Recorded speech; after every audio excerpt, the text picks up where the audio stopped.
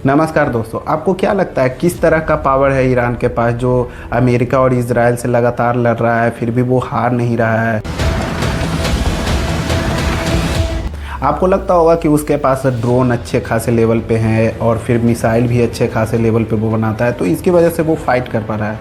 लेकिन वो कोई प्रैक्टिकल रीज़न नहीं है। मैं आपको उसका 3-4 रीज़न बताता हूँ जिससे आप प्रॉपरली समझ पाएंगे कि नहीं, ये हो सकता है कि हाँ। पता है, वर्ल्ड का 14 to 17% जो ऑयल का कंजम्पशन होता है, ऑयल का प्रोड्यूसर तो ऐसे ईरान थर्ड लार्जेस्ट आता है। फर्स्ट पे तो वेनेजुएला आता है, वो अमेरिका के कंट्रोल में है, अभी कुछ दिन पहले ही हुआ है। लेकिन थर्ड पे ईरान आता है। लेकिन जो जितने भी एशिया के कंट्री हैं उन्हें वो एक कंट्रोल करके रखता है, जैसे चाइना, इंडिया, पाकिस्तान, बांग्लादेश, ये सब के लिए वहीं से आता है। और अभी मैं स्टेट ऑफ हॉर्मुज़ की बात नहीं कर रहा हूँ। स्टेट ऑफ हॉर्मुज़ तो सेकेंडरी है। फर्स्ट तो उसका खुद का प्रॉपर्टी इतना बड़ा है कि वो खुद से रोक सकता है। स्टेट ऑफ हॉर्मुज़ अगर खुल भी जाए और वो ऑयल अगर नहीं देना चाहे तब भी बहुत ज़्यादा दिक्कत हो जाएगा। अब मैं स्टेट ऑफ हॉर्मुज़ की बात करता हूँ।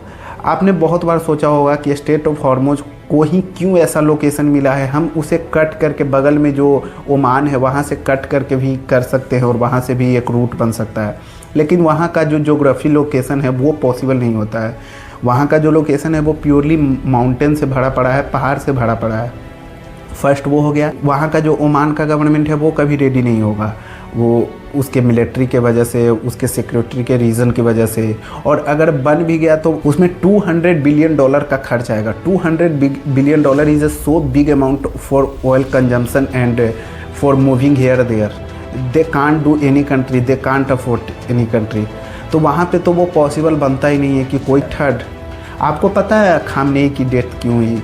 अमेरिका तो चाहता तो पहले भी उन्हें मार सकता था, लेकिन वो जो है ना, ईरान ने एक अच्छा बहुत काम किया है अपने उस कंट्री के लेवल पे कि वो ने हाफ किलोमीटर का टनल बना के रखा है। उसी में अपना वेपन वगैरह से भी मेन लीडर होते हैं, उन्हें वहीं पे रखता है। और खामनेई कोई मीटिंग के लिए वो वहाँ से, जब उनका डेथ हुआ उस दिन वो बाहर आए थे, ईरान में आए थे जहाँ पे उनका डेथ हुआ, वो वहाँ पे आए थे और अमेरिका वहाँ पे मार पाया उन्हें। अगर वो टनल में रहते तो टच ही नहीं कर पाता। और यही रीज़न है जो 3 मैंने आपको रीज़न गिनवाया। जैसे फर्स्ट तो हो गया उसका खुद का प्रॉपर्टी, सेकंड हो गया उसका स्टेट ऑफ हॉर्मुज़ जो बहुत ज़्यादा पावरफुल है, मतलब उसका कोई कंपैरिजन नहीं है कि वो वर्ल्ड को कंट्रोल करता है, आप समझ लीजिए। और थर्ड उसका खुद का टनल। और ये सब तो सेकेंडरी है, जैसे उसका ड्रोन होता है $50,000 का बनता है और वो अच्छे लेवल का रहता है, वो तो सेकेंडरी है। मिसाइल है उसका, वो तो सेकेंडरी है।